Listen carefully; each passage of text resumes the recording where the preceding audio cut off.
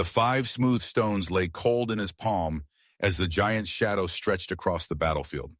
David could hear the murmurs rippling through Israel's ranks. A shepherd boy against a warrior born for battle? Impossible. "You come against me with sword and spear," David called out, his voice steadier than his racing heart. "But I come against you in the name of the Lord Almighty." Goliath's laughter boomed across the valley like thunder. "Am I a dog that you come at me with sticks?" What the Philistine champion couldn't see was what had prepared David for this moment. Not the bears or lions he'd killed protecting his flock. Not even his skill with the sling. It was the nights alone under vast skies, wrestling with questions no one could answer, learning to trust what couldn't be seen. David loaded his sling while calculating distance and wind.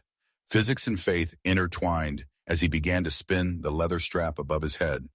The familiar weight turned faster, building momentum. The stone flew true, a small meteor cutting through air, and struck Goliath's forehead with a sickening crack.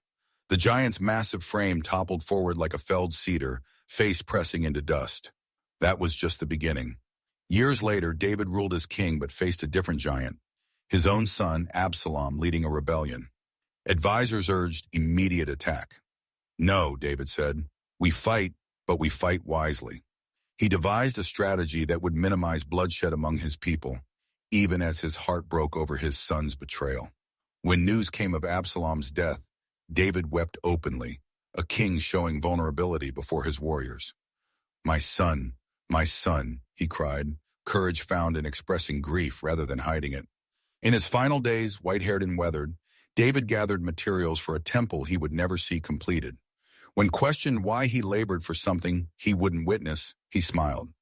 "True wisdom sees beyond one lifetime," he told his counselors, "and true courage builds foundations for generations unseen." He died having faced giants both external and internal, a shepherd, warrior, fugitive, king, sinner, and saint, who discovered that courage wasn't absence of fear, but moving forward despite it, and wisdom wasn't having all answers but asking better questions. The legacy of the stone thrower endured not because he never fell, but because he always rose again.